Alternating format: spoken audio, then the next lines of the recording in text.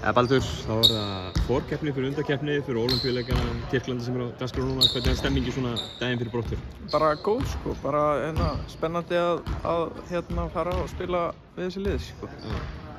Það ekki langt síðan að Ísland var einhvern veginn ofan í skúffunni hvað varðar mót og annað. Það verið í forkeppni fyrir undankeppni fyrir forkeppnina einhvern veginn. Ekki gaman að vera komin á þennan stað að vera boðið að vera með í forkeppni fyrir Ólympíuleikana? Jú, það bara mjög gaman. Þetta er náttúrulega búið að taka tíma. Ég meina, við, svo þú segir, fórum svolítið langt niður í þessum forkeppnum, en það var náttúrulega bara verið að kynslóðaskipti og tekur tíma fyrir menn að fá reynslu og geta beitt sér á kannski þessu leveli. Þetta tekur tíma að venjast þessu.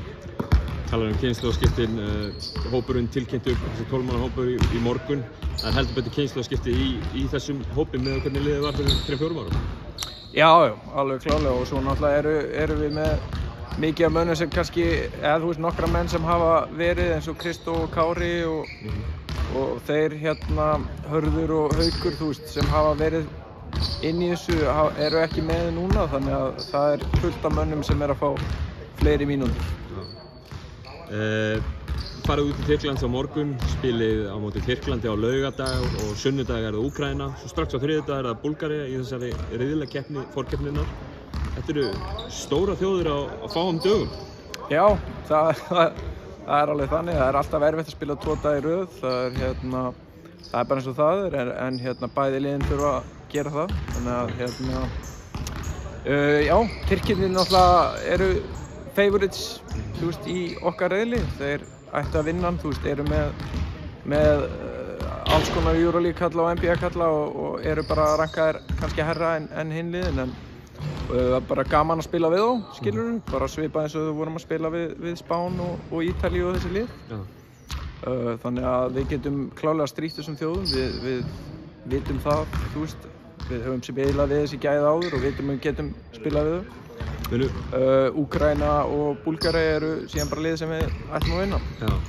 Munum við sjá einhverja, byrjaði á móti heimamönnum í Tyrklandi, munum við sjá einhverja kænsku hjá íslenska þjálfarateyminu í þessum fyrsta leika, því að ég meina það er stórleikur svo daginn eftir strax? Já, við erum svo sem ekki búin að ræða það, ég meina við þurfum líka bara að taka ákvörðun það, þjálfarateymi og leikmenn saman, en við náttúrulega bara förum þar líka að, það er líka alltaf séns á því að vinna fyrsta leik þegar allir eru ferskir, þannig að við bara förum inn í leikinn til að vinna. En kom drátturinn fyrir Eurobasket 2025 í gær og ég meina það er næsta verkefni fyrir liðið, eða ekki? Hljótið að sjá það í beinu framhaldi af þessu? Já, það er náttúrulega, fengum krefjandi riðil þar og það verður bara gaman að díla við það.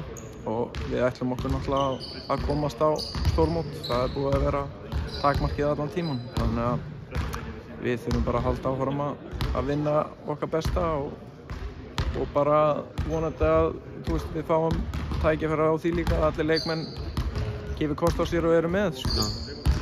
Liðin sem Ísland mætir úti núna í Tyrkland, Úkraína og Búlgaría eru hvers konar lið eru þetta? Eru þeir að mæta með sína sterkustu hópa í þetta mót? Tyrkirnir eru með mjög sterkan hóp. Úkraína er allavega með það sem ég hef séð, þá eru þeir náttúrulega með sterkan hóp, en þeir eru ekki með NBA-kallana sína. Og ég hef eftir að sjá hvort að Búlgaría sé með Vesenkov eða ekki, en já, ég reikna með bara þetta verði hörku átök. Bestu þakkir Baldur, gangi ykkur vel. Takk.